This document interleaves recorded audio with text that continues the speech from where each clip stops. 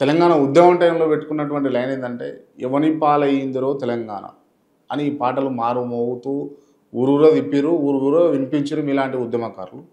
So ఎవని పాలయ్యిందిరో తెలంగాణ అని అంటే మీరు ఏం చెప్తారు? మోసగాళ్ళ పాలైంది, దుర్మార్గుల పాలైంది, స్వార్థ రాజకీయ నాయకుల పాలైంది. నిజమైన నికార్సైన తెలంగాణ వాదుల చేతులల్లో తెలంగాణ లేకుండా పోయింది. అట్లా కనుక ఉండేది ఉంటే ఇలా ధర్నా చౌక్లు అనేది నిజంగా కూడా బంద్ అవుతుండే. ఇంకా తెలంగాణ అమరుల ఆత్మ ఘోషిస్తున్నది. వాళ్ళు ఏ తెలంగాణను ఆకాంక్షించి వాళ్ళ భవిష్యత్తును వాళ్ళ జీవితాన్ని రుణప్రాయంగా వదిలిపెట్టిందో ఆ ఆకాంక్షలు నెరవేరలేదనే బాధ డెఫినెట్గా ఆత్మలంటూ నిజంగా బతికి ఉండేది ఉంటే మాత్రం ఆత్మ ఘోషిస్తుంటది. అదే చాలా మంది బతుకున్నటువంటి వాళ్ళ నిజమైన తెలంగాణ వాదుల ఆత్మ కూడా ఇంకా ఘోషిస్తున్నది. అన్సాటిస్ఫైడ్ గానే ఉన్నారు చాలా మంది. అసలు తెలంగాణ ఎందుకోసం తెలంగాణ అంటే ఏం చెప్తారు? అసలు ఉద్యమ సమయంలో అసలు ఎందుకోసం తెలంగాణ, తెలంగాణ ఎందుకు అని అంటే అసలు దేనికోసం ఆ ఉద్యమం కావచ్చు, ఆ పోరాటం కావచ్చు, గో బ్యాక్ ఇడ్లీ సాంబార్ నినాదాల కాంచెల్లి మొన్నటి వరకు ఎందుకోసము అన్నది నా ప్రశ్న.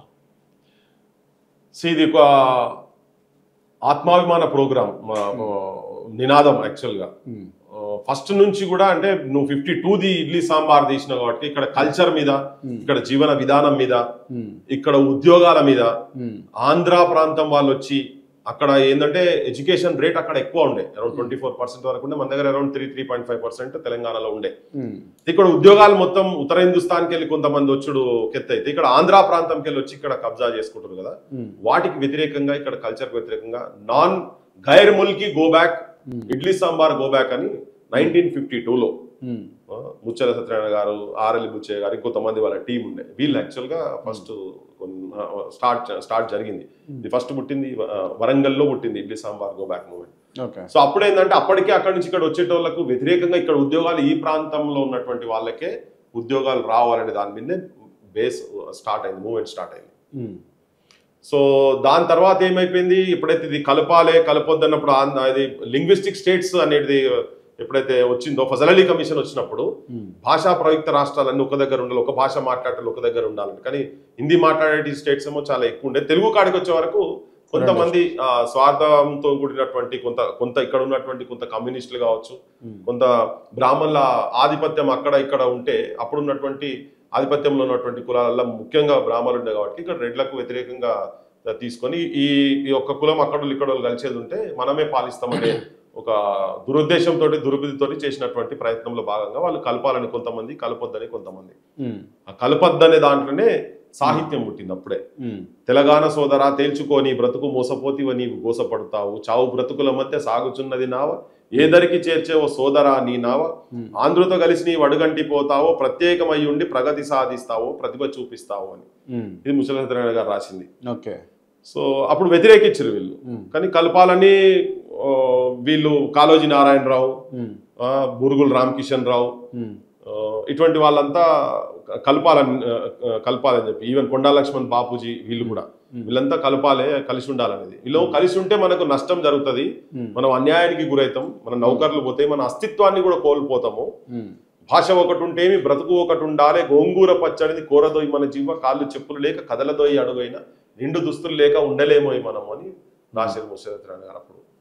సో చేతికొచ్చేదాకా చేస్తారు దండాలు, చివరిని చేతికి చిప్ప చేయిస్తారు, ఎన్నెన్నో వాయిదాలు ఎనలేని హామీలు అడగకుండా మనకు ఆంధ్రులు ఇస్తున్నారు అని చెప్పని.